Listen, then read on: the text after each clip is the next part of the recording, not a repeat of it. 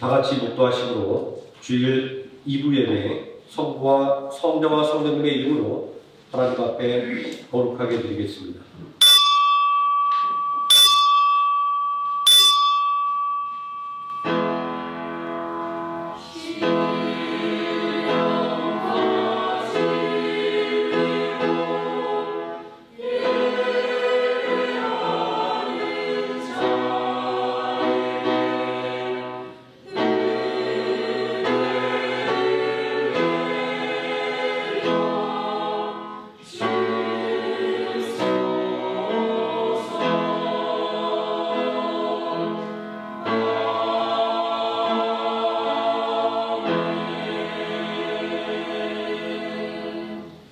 여호와여, 나는 가난하고 궁핍하오니 주의 길을 기울여 내게 응답하소서.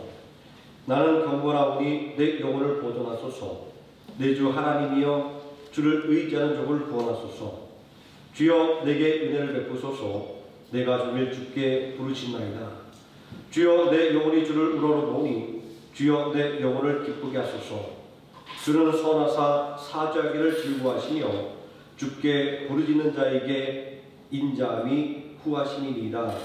아멘. 자리에서 일어나셔서 찬송가 1장 함께 찬송하시겠습니다.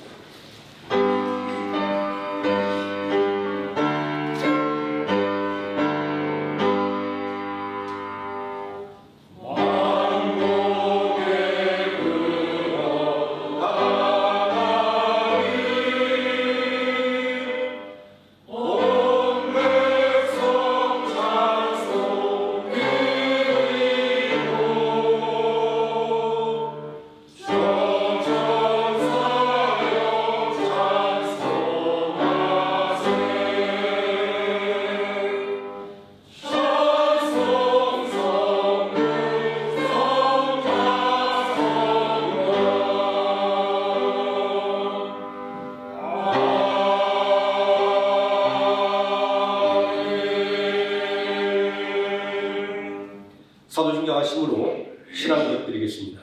전능하사 천지를 만드신 하나님 아버지를 내가 믿사오며 그 외아들 의주 예수 그리스도를 믿사오니 이는 성령으로 잉태하사 무종녀 마리아에게 나시고 본디오 빌라도에게 고난을 받으사 십자가에 못 박혀 죽으시고 장사한 지 사흘 만에 죽은 자 가운데서 다시 살아나시며 하늘에 오르사 전능하신 하나님 우편에 앉아 계시다가 저리로서 산 자와 죽은 자를 심판하러 오시리라. 성령을 믿사오며 거룩한 공예와 성과 소를 통하는 것과 죄를 사하여 주시는 것과 몸이 다시 사는 것과 영원히 사는 것을 믿사옵나이다. 아멘. 자리에 앉으셔서 459장 찬송하시겠습니다.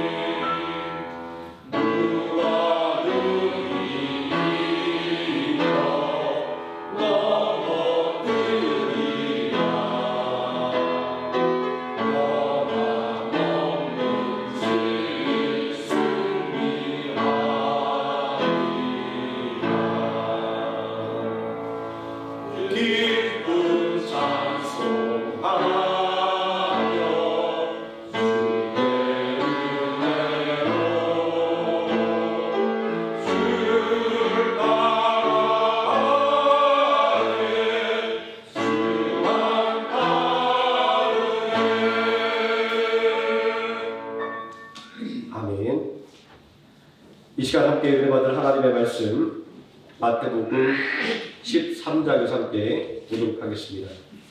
마태복음 13장 36절에서 43절까지 말씀입니다. 제가 먼저 한 절 읽고 우리 성도님 한 절씩 교독하겠습니다.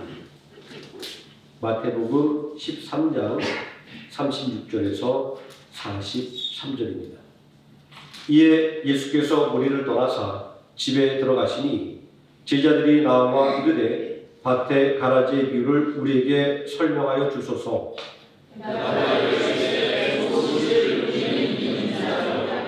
밭은 세상이요 좋은 씨는 천국의 아들들이요 가라지는 악한 자의 아들들이요.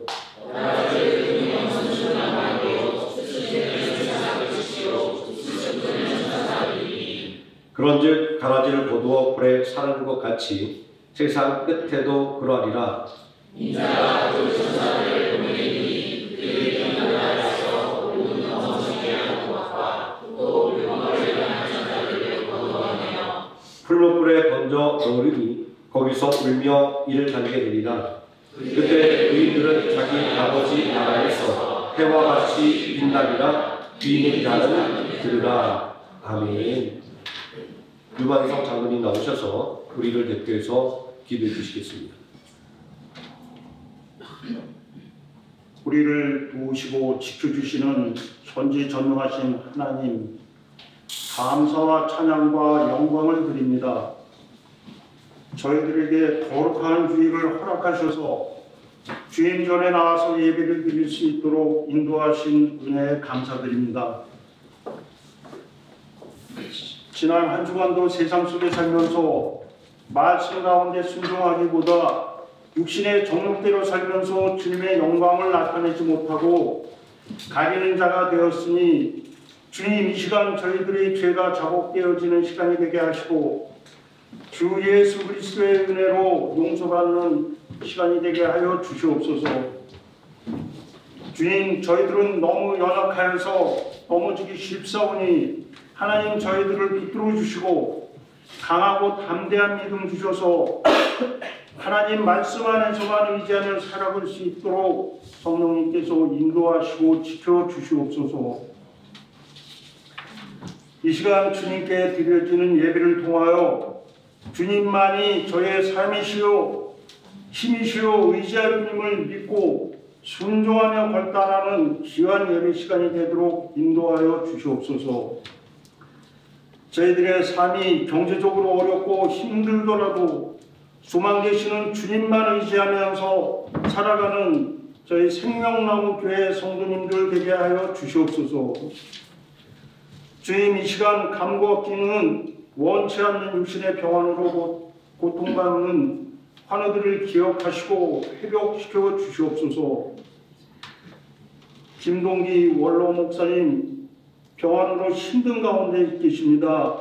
건강을 지켜주시옵시고 강건하게 회복시켜 주시옵소서. 주순자 권사님 항암 치료 후 회복 중에 있습니다. 주님 건강하게 완쾌되도록 치유하여 주시옵소서. 하나님, 이 시간 주님께 간구합니다. 베트남 땅에서 하나님의 복음 전파를 위하여 말씀을 증거하고 자신을 희생하며 헌신하는 가운데 흉막 3출액 신낭 출혈로 고통받고 병원에서 힘든 투병을 하고 있는 리디아 전도사님을 치유하시고 회복시켜 주시옵소서. 오직 하나님 말씀만 붙잡고 의지하며 복음 전파만을 위하여 불쌍한 영혼들을 주님 앞에 인도하는 일밖에 모르시는 전도사님입니다.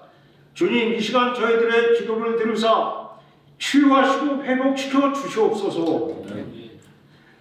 리디아 전도사님을 시술하는 의사의 손길을 주님 주관하셔서 하나님의 능력 안에서 성공적으로 시술하게 하시고 빠른 회복을 통하여 주님의 영광 받아 주시옵소서.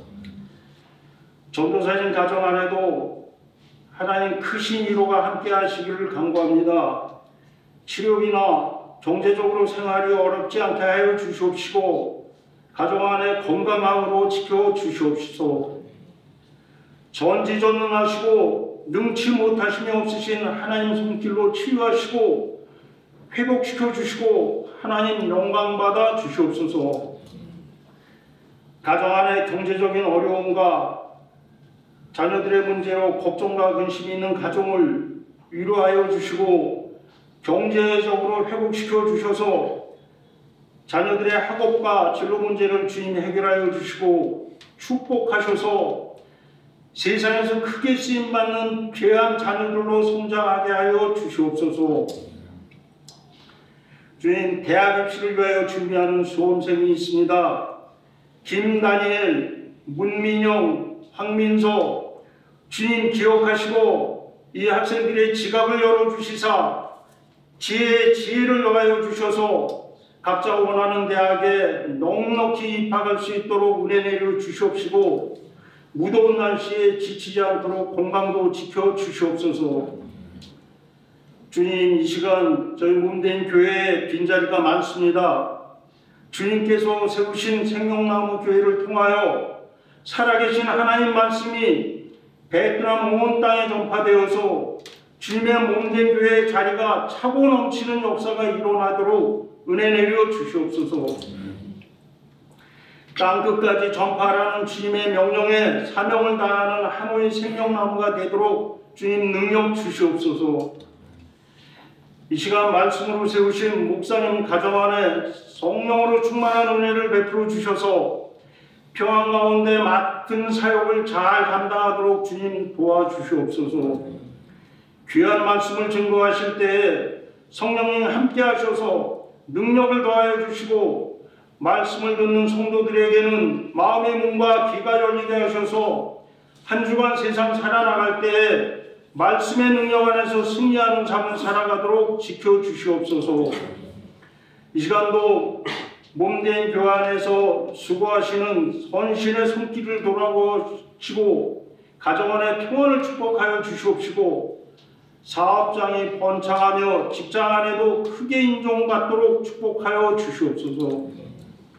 세우신 찬양대와 성가대 위에 함께 하셔서 주님 귀한 찬양을 드릴 때에 하나님 기뻐 받으시는 찬양 되도록 인도하여 주시고 듣는 성도들에게는 하나님의 은혜가 함께 하시기를 간구합니다. 예배 모든 시종을 주님 홀로 주관하시고 하나님 홀로 영광받아 주시옵소서. 우리를 구원하여 주신 주 예수 그리스도 이름 받들고 기도드립니다. 아멘.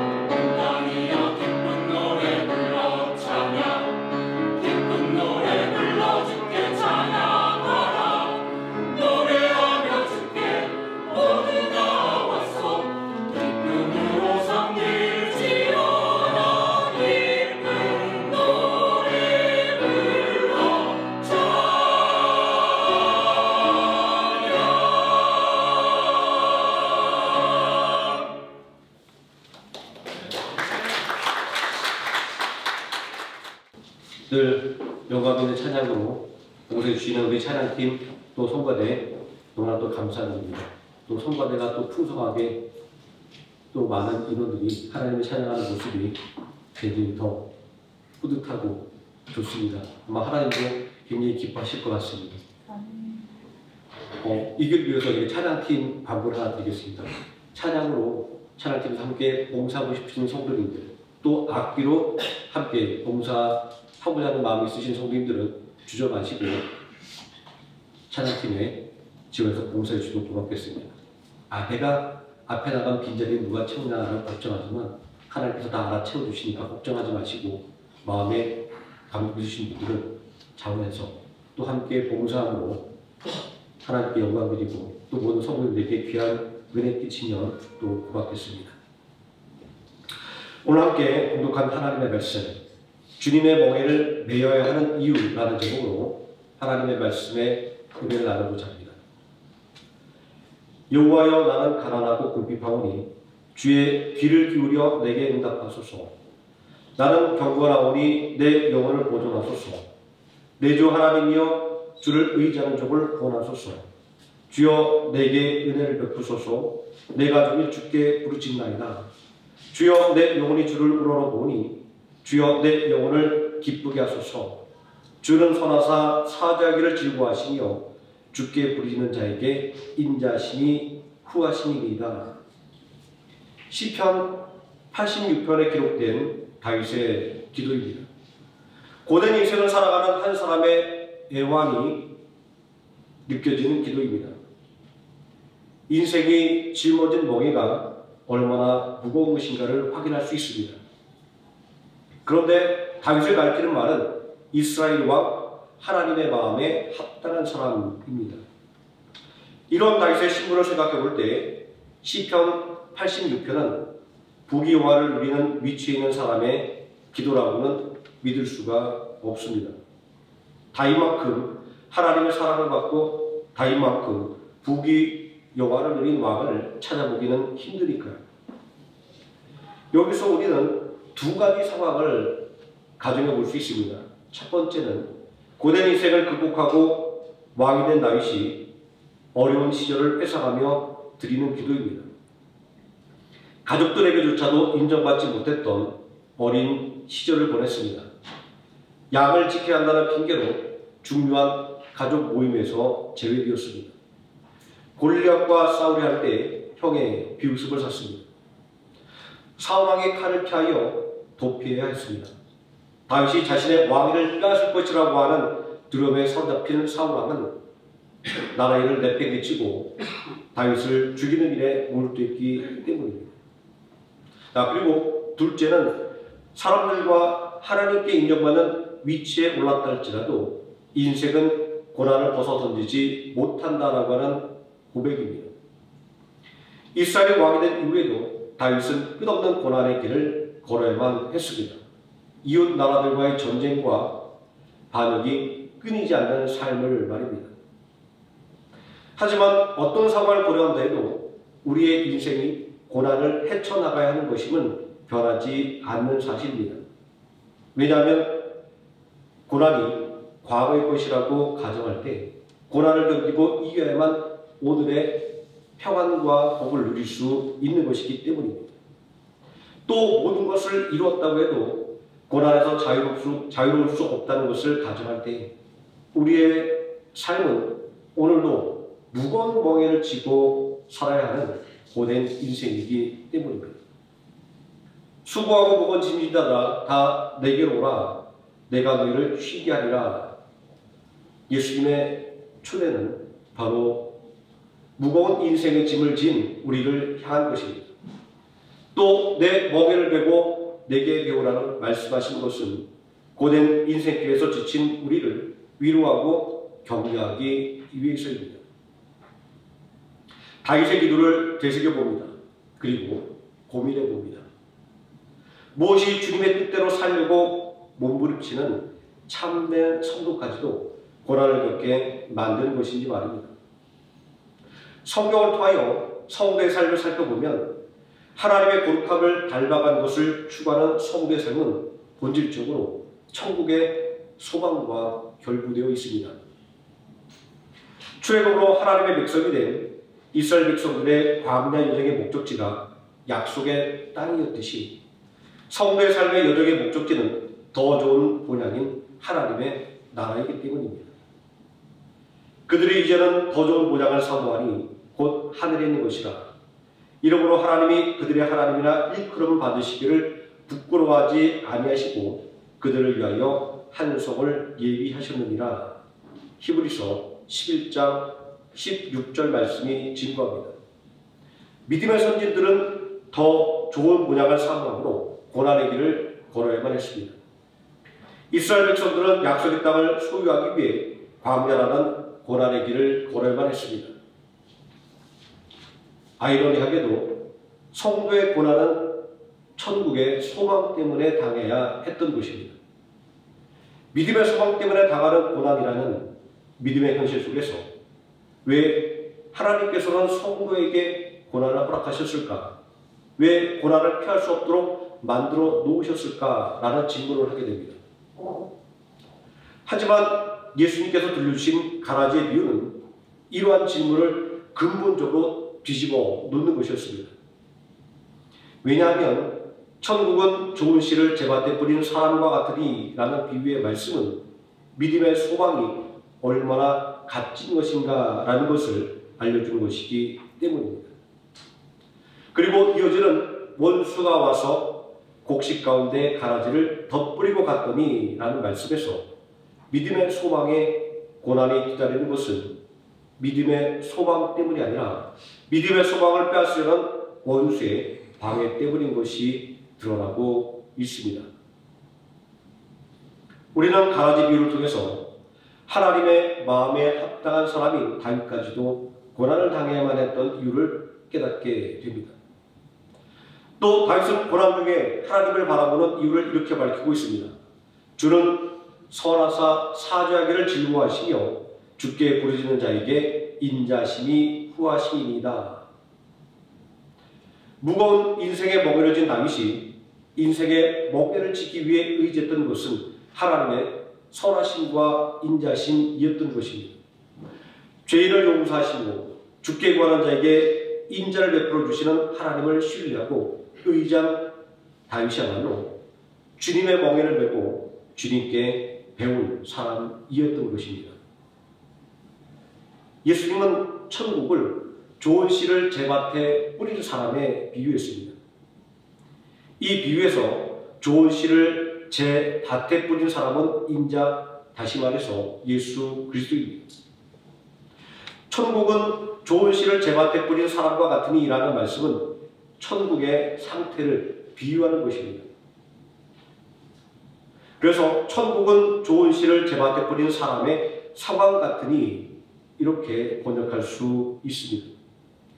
그러므로 이 비유에서 중요하게 부각되는 것은 씨앗이 뿌려지는 밭입니다.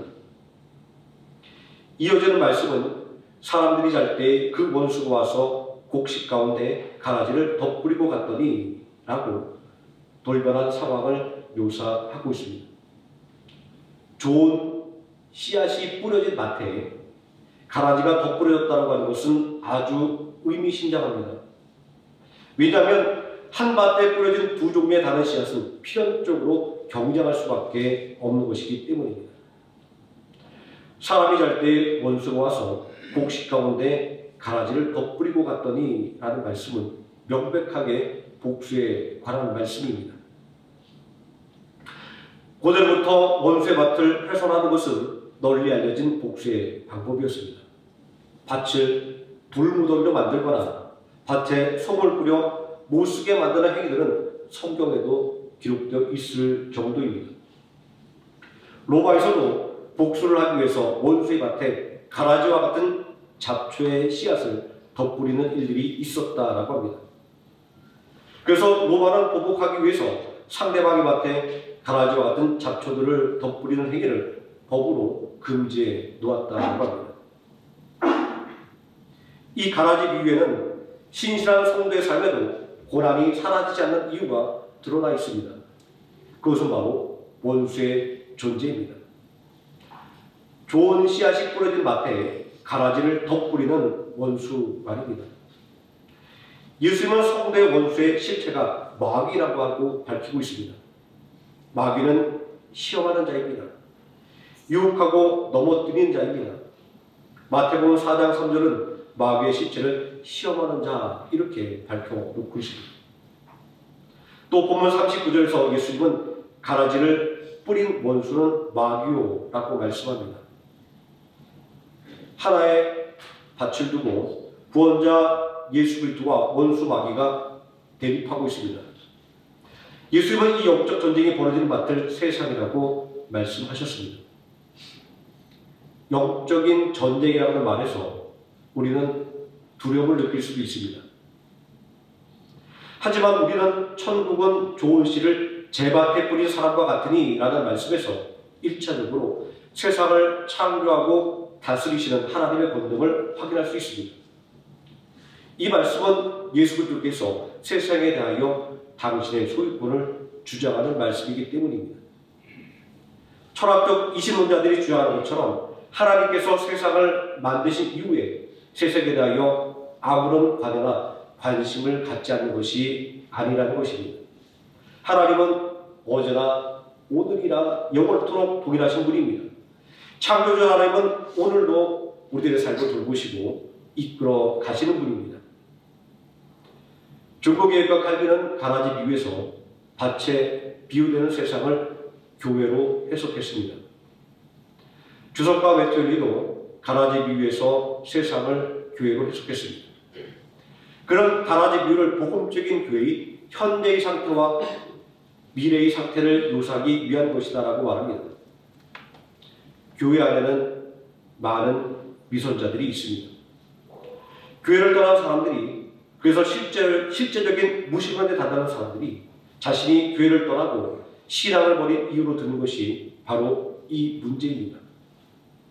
예수님께서 머리 되신 교회, 예수님께서 피값으로 사신 교회에 어떻게 이런 일이 일어날 수 있었을까요? 그것은 교회에 대항하는 마귀가 역사이기 때문입니다. 하지만 그럼에도 불구하고 교회가 천국의 모형이며 세상의 소망인 것은 교회 안에는 하나님 나라의 백성과 상속자가 되는 남은 자가 있기 때문입니다. 아람 군대에게 포위되어 절망에 빠진 아합 왕에게 엘리야 선지자는 바알에게 무릎 꿇지 않은 사람 7,000명이 남아 있다라고 말합니다. 교회가 부정적인 면모를 가졌음에도 불구하고 천국의 모형인 것은 그 안에 신실한 성도가 있기 때문입니다.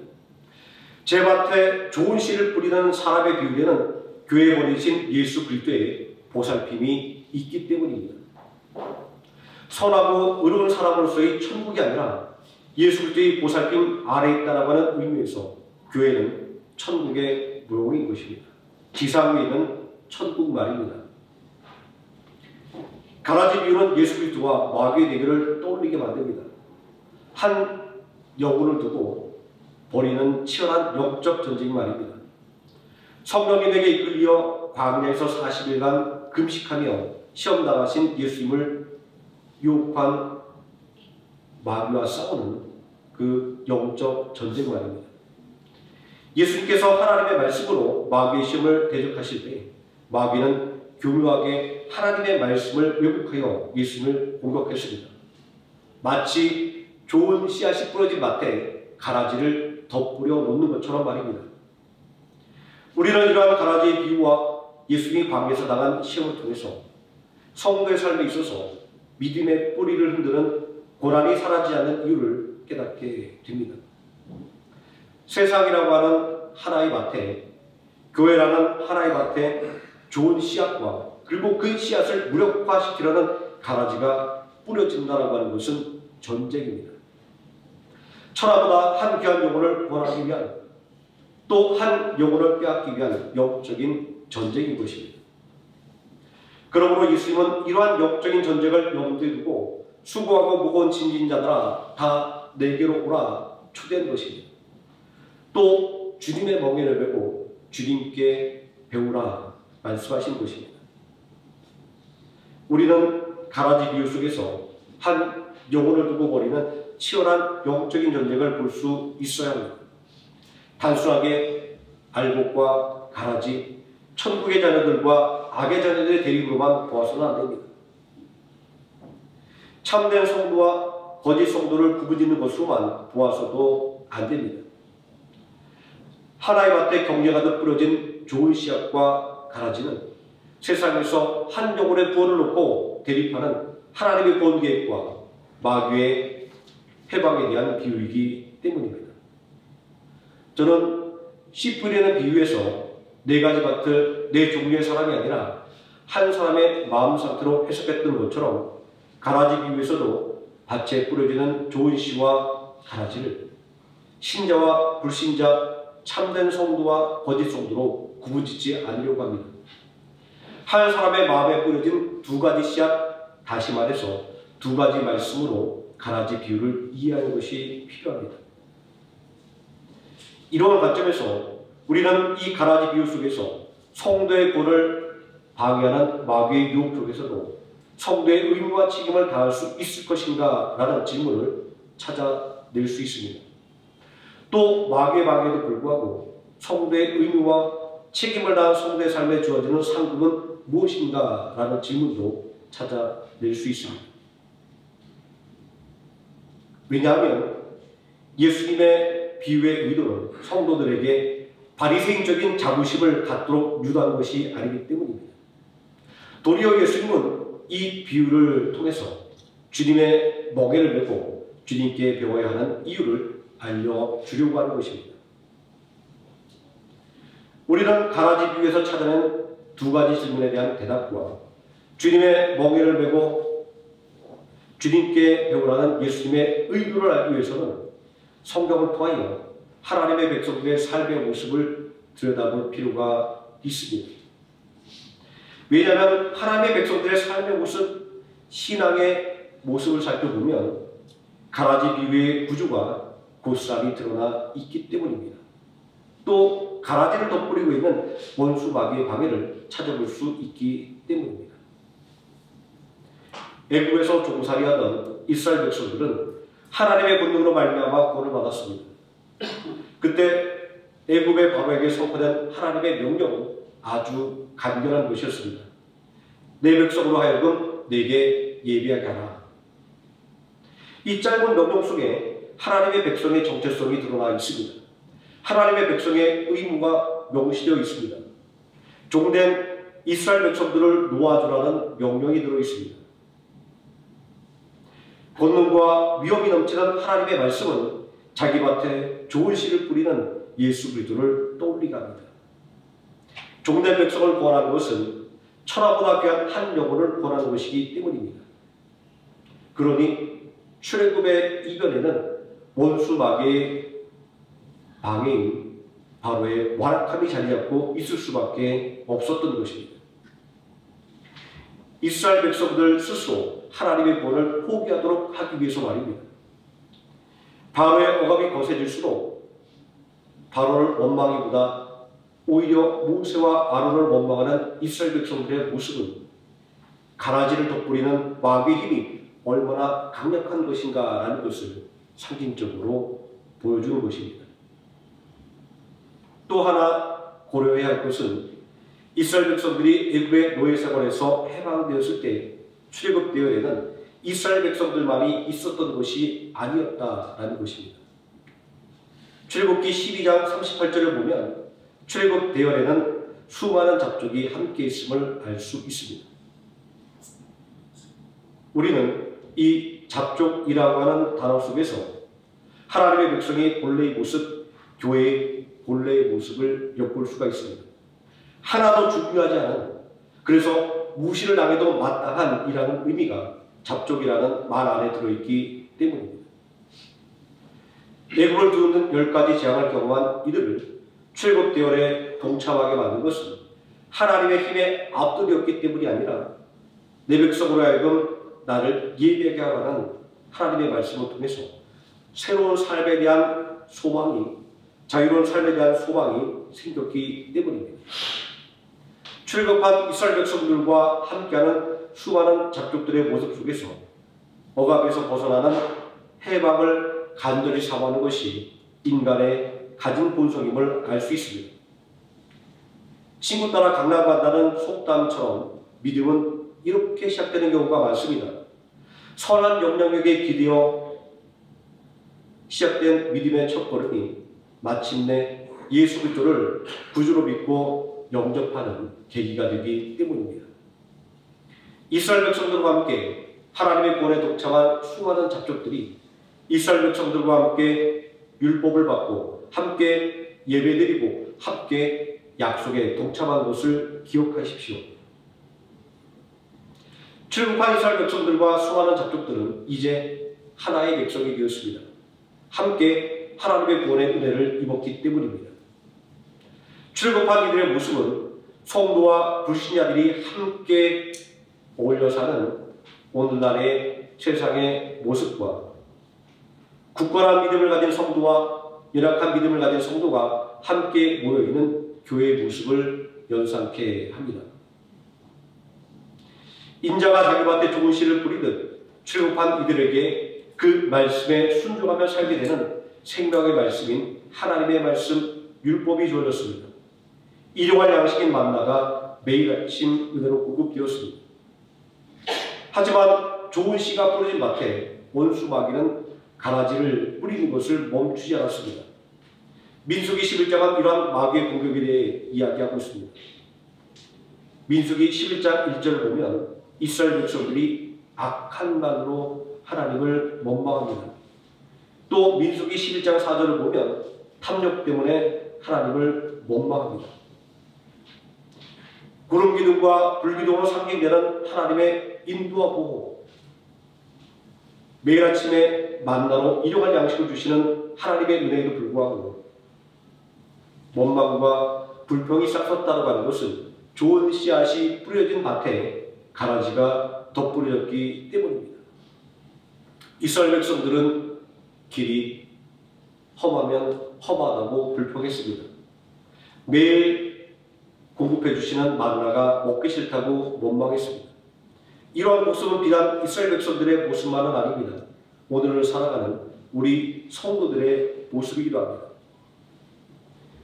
이렇게 열악한 믿음으로 시시각각 흔들리는 이스라엘 백성들이 어떻게 하나님의 백성으로서의 의무와 책임을 다할 수 있었을까요?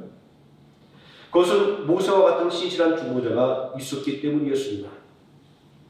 이스라엘 백성들이 원망과 불평에 사로잡혀 하나님의 진노를 경험할 때마다 모세는 생명을 걸고 간절하게 기도했습니다. 그리고 이스라엘 백성들의 회개를 이끌어냈습니다. 하나님의 은혜는 진정한 회개를 통하여 임하는 것이기 때문입니다. 우리는 이러한 사실을 통하여 이스라엘 백성들을 보냈던 것은 모세의 중보기도가 아니라 이스라엘 백성들이 모세의 중보기도를 통하여 깨달은 하나님을 경외하는 마음과 잘못에 대한 회개에 있었던 것을 알게 됩니다. 이렇게 예수 그리스도의 모형으로서 모세의 중보 사역은 우리가 왜 예수 그리스도의 멍에를 메고 예수님께 배워야 하는지를 알려줍니다. 우리의 지혜와 힘만으로는 마귀의 계류를 이길 수 없기 때문입니다. 찬송가 585장은 내 입만 의지할 때는 패할 수밖에 없다라고 고백합니다. 그러나 믿는 자에게 소망이 있는 것은 믿는 자의 주님이신 예수님께서 우리를 대신해서 싸우시기 때문입니다. 찬송가 585장은 계속해서 날 대신하여 싸우는 예수 그리스도는 만군의 주이기 때문에 당할 자가 없고 반드시 이기고 만다라고 노래합니다. 맞습니다. 성도가 구원을 방해하는 원수 마귀의 방해 속에서도 성도의 의무와 책임을 다하기 위해서는 예수 그리스도의 멍에를 메고 배워야 하는 것입니다. 예수님의 멍에는 하나님의 뜻에 순종하는 것이었습니다. 예수님은 참된 생명의 양식은 하나님의 뜻을 행하며 하나님의 일을 온전히 이루는 것이다 라고 말씀하고 있지 않습니까? 자신의 인생이 고난 중에 있다고 부르짖던 다윗이었습니다. 그럼에도 불구하고 다윗이 하나님을 신뢰하고 의지하기를 원했던 것은 회개하는 자를 용서해 주시며 도움을 구하는 자에게 은혜를 베풀어 주시는 하나님을 굳게 믿었기 때문입니다. 주는 선하사 사죄하기를 즐거워하시며 죽게 부리는 자에게 인자함이 후하심이니이다. 이러한 다윗의 고백은 이스라엘의 중보자였던 모세의 고백이었으며 우리의 죄를 대속하신 예수 그리스도의 고백이었던 것입니다. 하나님을 신뢰하는 굳건한 믿음, 회개하는 자를 용납하시는 하나님에 대한 믿음, 도움을 요청하는 자에게 도움을 베풀어 주시는 하나님에 대한 믿음이 바로 예수님께서 짊어진 멍에였던 것입니다. 광야에서 수없이 실수하고 넘어진 이들을 일으켜 세운 것은 하나님을 신뢰하는 믿음의 멍에였던 것입니다. 그러므로 인생의 무거운 짐을 지고 넘어진 사람들을 일으켜 세우는 것은 다름 아닌 믿음의 멍에인 것입니다. 예수님은 가라지 비유를 통해서 원수 마귀의 시험과 유혹에 넘어지지 않고 맞서 싸운 성도들의 삶에 상급이 있음을 알려주고 있습니다. 그때 의인들은 자기 아버지 나라에서 해와 같이 빛나리라. 천국의 소망을 둔 성도에게 이보다 더 값진 보상은 없습니다. 약속의 땅에 소망을 둔 이스라엘 백성들이 광야의 시험을 통과한 후에 약속의 땅을 기업으로 받았습니다. 고난 중에 하나님을 신뢰하고 의지한 다윗은 믿음의 보상을 받았습니다. 다윗의 삶에는 시편 86편 17절에서 하나님께 간구했던 은총의 표적들이 가득합니다. 이것이 바로 성도의 의무와 책임을 다한 성도들에게 주어진 상인 것입니다. 이러한 믿음의 상이 있기에 예수님은 하나님의 뜻을 알고 행하는 당신의 멍에를 함께 메고 당신께 순종을 배우라고 말씀하셨던 것입니다. 하나님의 마음에 합당한 사람 다윗도 고난의 길을 걸어야만 했습니다. 하나님의 선하심과 인자심의 도움이 없다면 결코 통과하지 못했을 고난의 길을 말입니다. 광야의 이스라엘 백성들도 그러했습니다. 예수 그때의 모형인 모세의 중보와 모범이 없었다고 한다면 그들은 광야에서 모두 넘어지고 말았을 것입니다. 이것이 주님이신 예수님께서 우리에게 당신의 멍에를 메라고 하신 이유입니다. 또 당신께 배우라고 말씀하신 이유입니다. 예수님의 말씀을 따라 하나님의 뜻을 알고 하나님의 뜻을 행하는 예수님의 멍에를 함께 지고 예수님께 순종을 배워서 내 삶 속에 하나님의 주시는 은총의 표적을 넘치도록 받는 하루의 생명학교의 성도님 되시기를 예수님의 이름으로 축원드립니다. 기도하시겠습니다. 전능하신 아버지 하나님, 내 힘과 지혜만을 의지하며 살아가며 왜 하나님께서 도와주지 않느냐라고 원망하고 불평했습니다. 그러나 오늘 가라지 비유를 통해서 다시 한번 부르시니 하나님께서는 우리의 기도를 들으시고 우리를 돕기 위하여 준비하고 계시지만 우리가 악한 마귀의 꾀임에 빠져 하나님의 말씀을 의지하지 아니하고 내 힘과 지혜를 의지함으로 더욱더 곤고한 인생을 살아갈 수밖에 없었음을 고백하지 않을 수 없습니다. 아버지 하나님, 어떠한 난관이 있다 할지라도 전능하신 하나님을 바라보며 또 회개하는 자를 용서하시고 또 죽게 구하는 자에게 후히 주시는 하나님을 의지한다면 하나님의 은총 속에서 하나님 주시는 상을 넉넉히 받을 수 있음을 오늘 이 가라지 비유를 통하여 배우게 됩니다.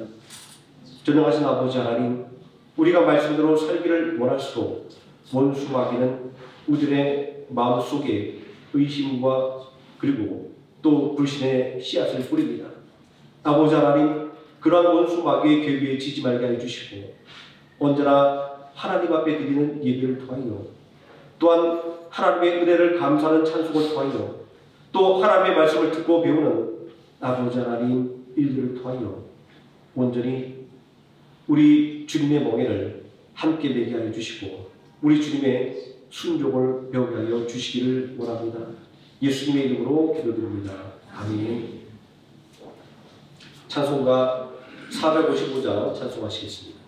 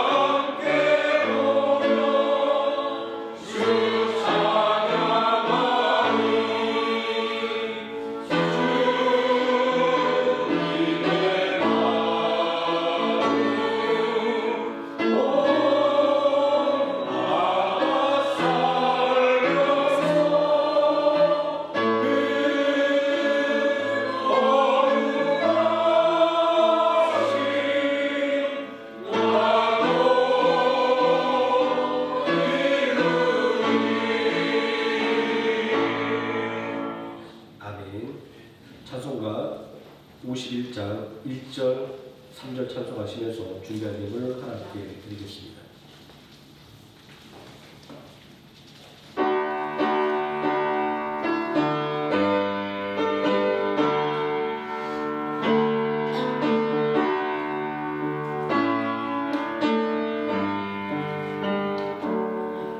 주님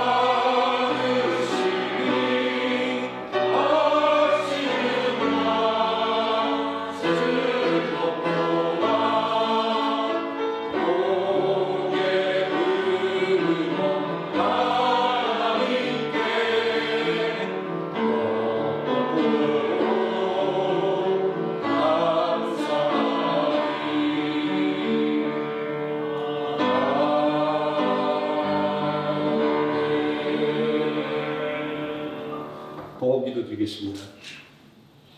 사랑과 은혜가 풍성하신 아버지 하나님, 언제나 일용할 양식을 우리에게 공급해 주시며 언제나 하나님의 말씀으로 굳건하게 세상을 이기게 해주심을 감사를 드립니다. 또 변함없이 우리에게 주어진 우리 주 예수 그리스도의 거룩한 날, 우리도 예배의 자리에 서게 하여 주시고 또 하나님의 은혜를 감사하는 고백에 예물을 드리게 하심을 감사를 드립니다. 아버지 하나님, 세상에 흔한 물질이 아니라 아버지 하나님의 은혜에 감사하는 믿음의 고백을 이 시간 하나님 앞에 정성껏 드렸사오니 아버지 하나님, 믿음의 고백 위에 30배, 60배, 100배 놀라운 은혜와 축복을 더하여 주셔서 아버지 하나님, 우리 믿음의 가정들, 이 세상 모든 이웃에게 하나님의 살아계심을 증거하며 진정으로 하나님의 영광을 드러내는 능력 있는 가정으로 우뚝 세워주시기를 원합니다. 아버지 하나님, 우리 모든 성도들 직장에서 더욱더 귀하게 쓰임받게 해주시고 더욱더 높임받게 해주시고 그리고 하나님의 자녀로서 아버지 하나님 온전히 하나님의 살아계심을 증거하는 믿음의 역사를 일가해 주시기를 원합니다. 아버지 하나님, 우리 성도들 경영하는 기업과 사업장마다 하나님께서 친히 경영하여 주시기를 원합니다. 아버지 하나님, 수많은 난관이 있다 할지라도 아버지 하나님께서 함께 하시면 그 모든 난관을 이겨낼 수 있으며 또 새로운 더욱더 좋은 길을 아버지 하나님 열을 줄 믿사오니 온전히 하나님만 믿고 하나님만 의지하여 나가는 기업과 사업장 되게 하여 주시옵소서. 아버지 하나님, 믿음으로 드려진 이 예물 진정으로 주님의 몸된 교회를 온전히 든든하게 세워가는 밑거름이 되게 하여 주시고 주 예수 그리스도의 십자가의 복음을 더욱더 널리 전파하는 믿음의 마중물 되게 하여 주시옵소서. 예수님의 이름으로 기도드립니다. 아멘. 교회 소식 말씀드리겠습니다. 네, 김동기 목사님 건강을 위해서 계속해서 기도해 주시기 바랍니다. 9월 4일 시간과 수술 날짜가 잡혀 있습니다. 위에서 기도를 부탁드리겠습니다. 준사 권사님은 2차 항암 치료까지 다 잘 마치셨고요. 이제 더 건강하게, 더 건강한 모습으로 8월 중 상원으로 복귀하신다고 합니다. 권사님의 건강을 위해서 계속해서 기도해 주시면 고맙겠습니다. 결혼식 안내입니다. 임나기 장로님, 김민영 권사님의 차남 임소군이 8월 4일 폴란드에서 결혼식을 합니다. 축하드립니다. 베트남 강좌가 매주 목요일 10시 30분에서 12시 30분까지 교육관에서 있습니다. 많은 참여를 부탁드리겠습니다. 하루 이슬과 함께 찬양 팀원을 모집합니다. 찬양 및 악기로 섬기실 분은 자원해 주시면 고맙겠습니다. 중고등부 교사를 모집합니다. 마음속에 감동 주신 분들은 주저하지 마시고 중고등부 교사로 자원해 주시면 고맙겠습니다. 자, 고3 수험생의 대학 입시를 위해서 기도를 부탁드립니다. 김다니엘, 문민영, 황민석 우리 친구들 이름 부르시면서 기도해 주시면 고맙겠습니다. 제가 지난주 카톡방에 광고드렸던 베트남 리디아 전도사를 위해서 계속해서 기도를 부탁드리겠습니다. 저희 교회에서는 급하게 필요한 그 병원비에 대해서 2차로 후원을 해드렸고 또 뜻있는 성도들께서 또 후원을 약속해 주셔서 이번 주 이 예배 끝나고 지정부에서 전체 다 취합해서 다시 한번 병원비 후원을 해드리고 난 다음에 다음 주에 전체적인 후원 상황을 광고 시간을 통해서 다시 한번 알려드리겠습니다. 리디아 선교사가 수술을 잘 받고 속히 회복할 수 있도록 계속해서 기도를 부탁드리겠습니다. 다 함께 자리에서 일어나셔서 찬송가 635장 찬송하시겠습니다. 아